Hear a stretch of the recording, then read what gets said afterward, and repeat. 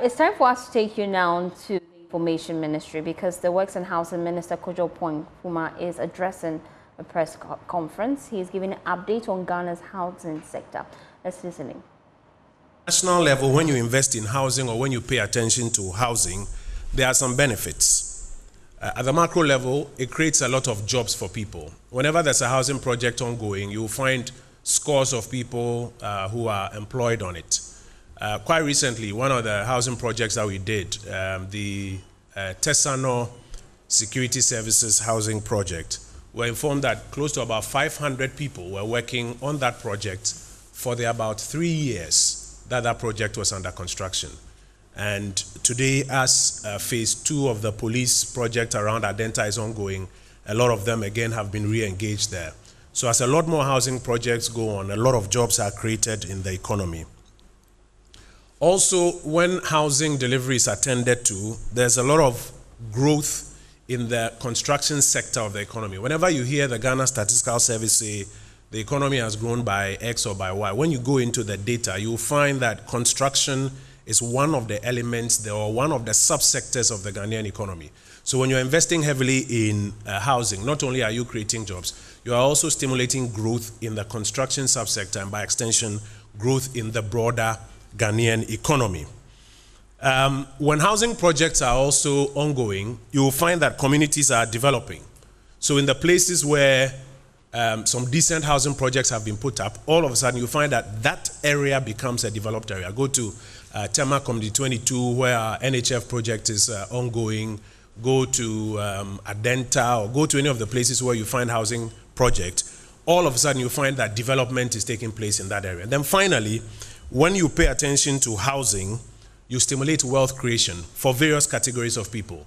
The individual who has bought that house now gets an asset class. He may have financed it with a mortgage or a loan, but very quickly he will have property worth 100,000 or 200,000 or 400,000. That helps him on the wealth creation ladder. He can then now take out value from that property and invest in another business or do other things. So you create wealth for individuals, for the companies that do the construction, the real estate companies, you are creating wealth for them. For the companies in the ancillary construction sector, those doing roads and sewage, etc., you are creating jobs for them.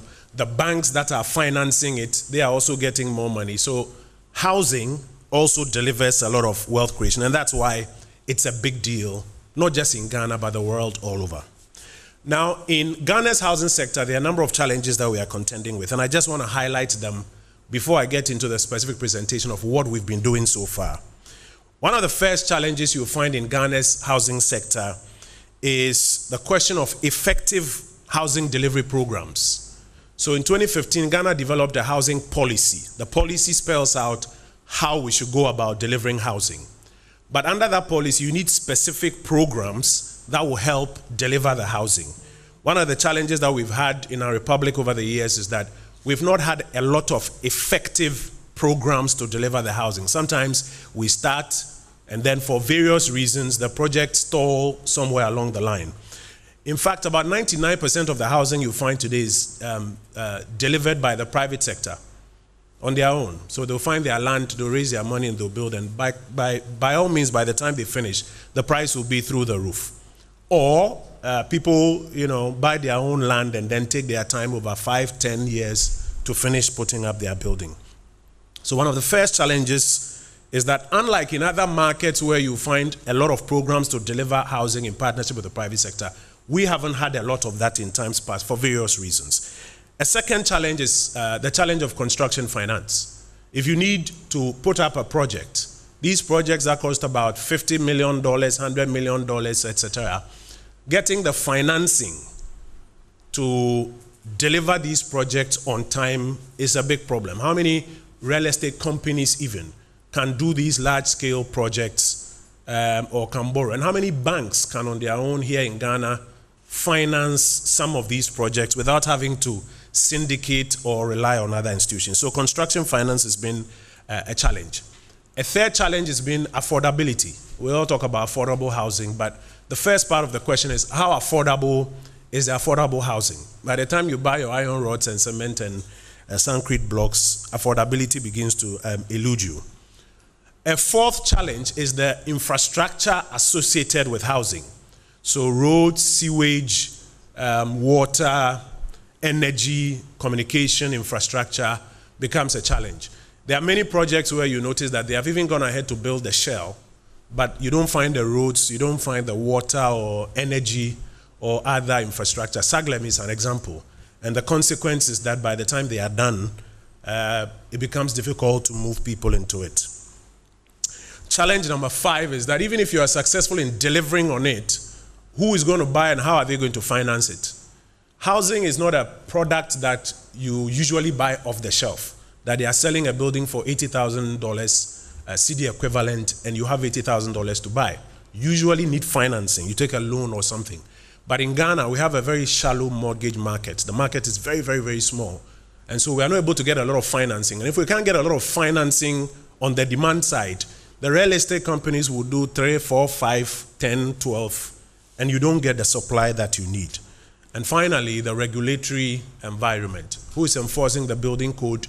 Who is ensuring that those who are taking money from clients that we are going to build for you, they're actually doing it? Architectural standards, engineering standards, who is enforcing all of those ones? So those are some of the challenges that Ghana's housing sector has been facing in times gone past. However, the good news is that in the last decade, between 2010 and 2021, we've been able to reduce our housing deficit by about 33%. We used to have a deficit of about 2.8 million units as at 2010. And in the last decade, we are now sitting at a deficit of about 1.8 within this period. It's been mostly delivered by private sector without any support from government. And what it means is that a lot of people are priced out at the end of the day. So what is delivered is still very high. And if you can't afford it, then you have to buy your own land somewhere outside the main cities and spend so many years in trying to put it together. And so at the Ministry of Works and Housing, we've been setting some priorities, focusing on which we believe will help us to bring the housing market into equilibrium, at least within the next decade. Over the last decade, we've done about 33% reduction. We're looking at bringing it into equilibrium within the next decade. To do that, we have agreed on some 8 priorities that we are working with, and my presentation today will mostly focus on giving you an update on these 8 priorities. Some of these priorities are about old things that we were doing already as a ministry, and some of them are new. So just want to quickly take you through them. First, our priority number 1 is to resolve the stalled housing projects. There were some projects that were started, work was ongoing, and for various reasons, they stalled. Priority number 1 is to resolve those ones. Priority number 2 is that for the ongoing affordable housing programs, you know, I mentioned that there are programs under the policy. One of the programs we have is affordable housing program. So for the ongoing affordable housing program, which has some specific projects therein, we want to fast track them and bring them to a conclusion as quickly as possible. Priority number 3 is that we are focusing on initiatives to expand public sector housing. The single largest employer in Ghana is the government of Ghana. And a lot of public servants have housing as one of their benefits. It's also important because it gives them a place to lay their head and therefore to be able to serve the Republic better. But in years gone by, we haven't built a lot of new public sector housing. And so our third priority is to focus on our initiatives that are aimed at expanding public sector housing. Number 4, housing is put on land. So one of the things that we are prioritizing is to secure and expand our land banks at the ministry, because we believe that A, it makes it easier for us to do our own housing projects, and B, where we have to do projects with the private sector, if we have land available to them, it cuts their hustle by a significant percentage. But these 4 are mostly old items on our calendar, which we are prioritizing. And then there are a number of new items that we've put on our calendar since about February this year, when I met with the leadership of the ministry. Number 1, which is number 5 on our list, is to develop a public-private partnership framework to close the housing deficit over the next decade. Remember I mentioned that we've done about 33% reduction in the last decade or so. But our population is growing, and urbanization is also increasing.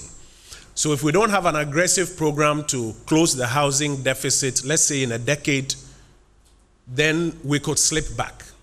And so we've been developing a public-private partnership framework to close the housing deficit, and I'll give you some more details on where we are on that. Number 6, it takes a lot of money to do these projects. If we always have to wait for the Minister of Finance to give us some money to, commence a project or to pay for a project, a lot of our projects will get stalled. No wonder some of the projects, some as far back as 10, 15 years are still stalled. So we've had to be working on developing a sustainable financing framework for our housing projects. Number 7, we have started work on a new district housing program, which is one of the programs under the housing policy.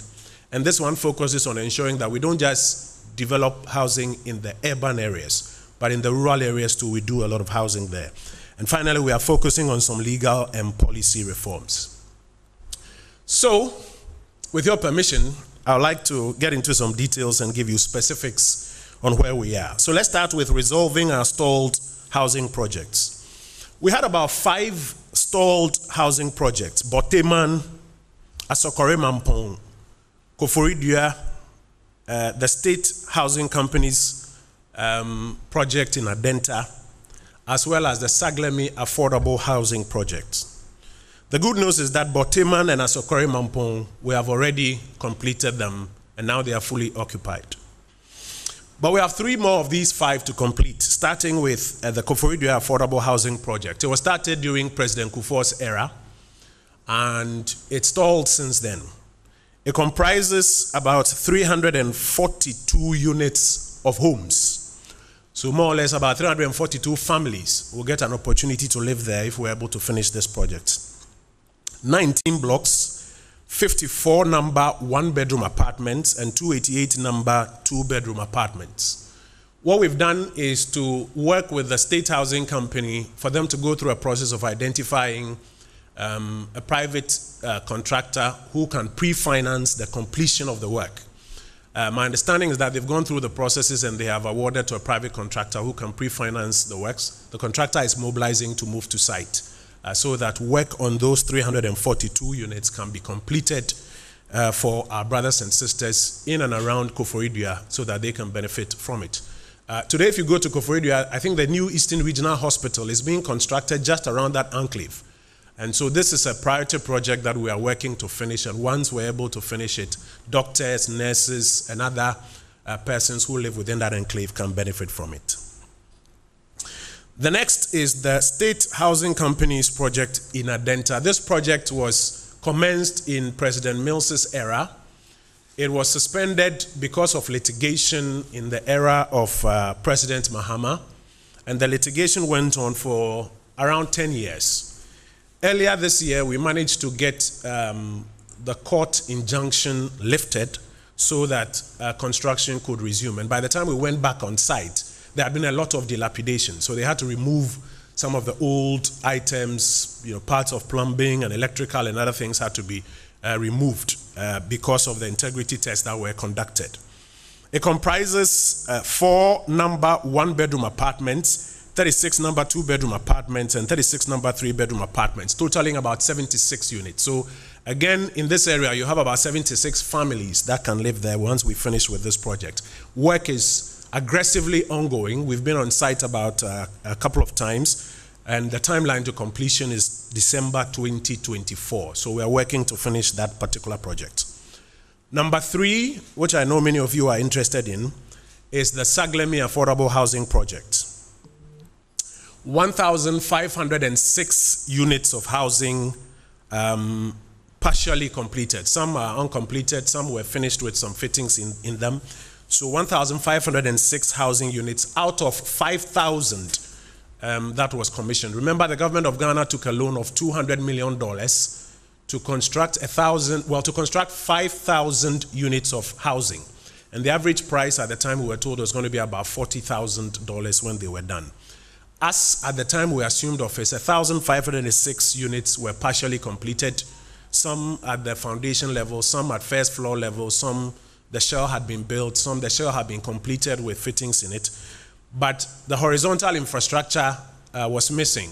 So you didn't have water, you didn't have sewage, you didn't have electricity. You had a road network within the enclave. We've been doing some work on completing that one.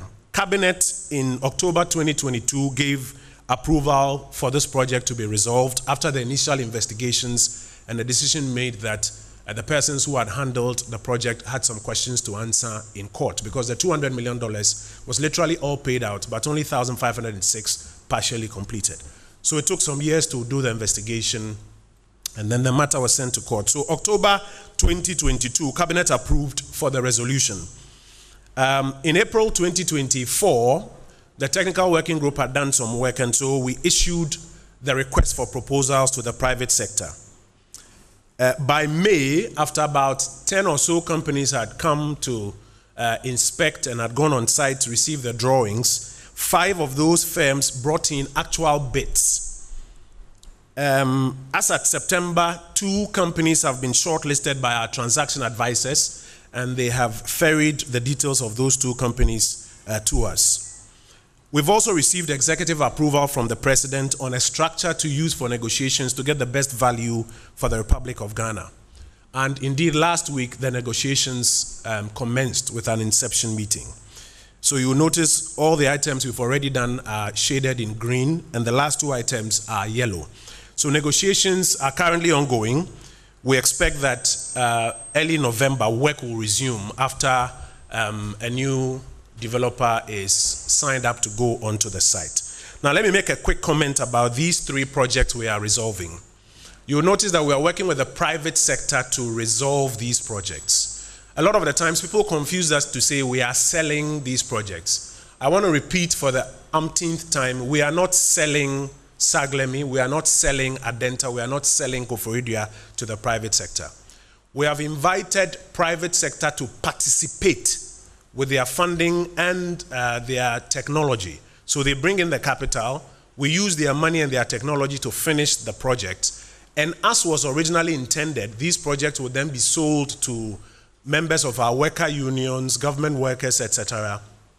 And the funding that was brought by the private sector is then received and paid back to the private sector.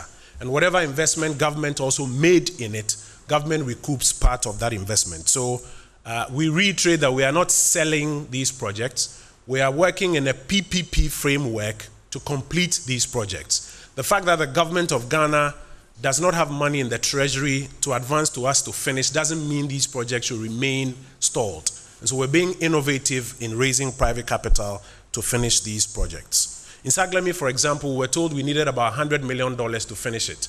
46 million or so of that is required for the outstanding infrastructure works, energy, infrastructure, sewage systems, and water. And then the remaining 60 or so to finish the uncompleted 1,506. Not to build the whole 5,000, but to finish the uncompleted 1,506. You need about 60 million or so. That's what the Ghana Institute of Surveyors informed us. So if we don't want to wait for government to make that money available, and we don't want the projects to also continue dilapidating, then the best model is to work with the private sector to raise funding for it, and that's what we're doing. Priority number 2 is to fast-track our ongoing affordable housing projects, and we've got 3 specific projects that we are working on. One through the National Home Ownership Fund, and then we've also got a specific project in Pokwase. You remember ground was broken a little over a year ago. And then we've also got the Kpung affordable housing project that is being done by the TDC. So let me give you the specific details. Let's start with the National Home Ownership Fund. The National Home Ownership Fund was established in 2018 as a client fund, as a master developer that gets some money from government and then leverages that to raise some more money, and then they can do some housing projects. They started the NHF estates in Community 22 in Tema. And because of the model that they adopted, they've been very fast in developing those units. The first phase delivered 204 units. It was inaugurated by President Akufo-Addo, I think, in 2020. The second phase, 201 units. That's also been completed, and they are now occupying. And from about April this year, we started work on the third phase, 129 units on the third phase. We started just this April. And if you go there today, we've gone past 65% completion of these 129 units. Some have been roofed, plastered, doors are being fitted then. It's particularly because of the kind of model that they are using. And I'll speak to that model as we move along, because we believe that that is the model that we must use going forward. So if you go to the NHF estate in Tema Community 22, you find 534, am I correct? 534 units of homes that are there in the first three phases. And we are working with them to also do some more. They are doing a few other projects in other parts of the country. We'll speak about that shortly. But under the affordable housing program that we are fast tracking with them, this is one of the success stories. In Pokwasi, we're working on 8,000 units of homes. That is a different model. It's not the same like, as the NHF model. So in the Pokwasi model, the government is supposed to build the horizontal infrastructure. That's roads, water, sewage, energy, and telecoms infrastructure. And then the private sector is supposed to use its own capital to build the vertical homes themselves. Currently, work is ongoing. Work is ongoing on the ground infrastructure. It's been advanced. The sewage system is currently being built. They've got works on energy ongoing, and then they've also got works on the water system that they are working on. Once they are able to deliver a significant proportion of that, the private developers, some of who have already started their work, can then be whipped in line to run faster than they are doing with the vertical units, because they are using their own money to build. As you know, no private developer will sink in so much capital if you haven't finished work on the horizontal infrastructure, else you could have the same scenario like what you're having in Saglemi. But government is moving at pace to get the ground infrastructure completed so that the vertical infrastructure, they can also move on it. Number three is the affordable housing project being executed by the Tema Development Company, TDC. They are doing a total of 1,904 units. Already they have done 1,072 units, which have been sold to teachers, nurses, doctors, government workers, mostly in Bung, here in the Greater Accra region. We look forward to commissioning these 1,072 units as quickly as possible. And I remember touring some of these units with Works and Housing Minister there, Kojo Oppong Nkrumah, giving updates on Ghana's housing sector. He says that Ghana's housing deficit has reduced by 33% since he assumed office.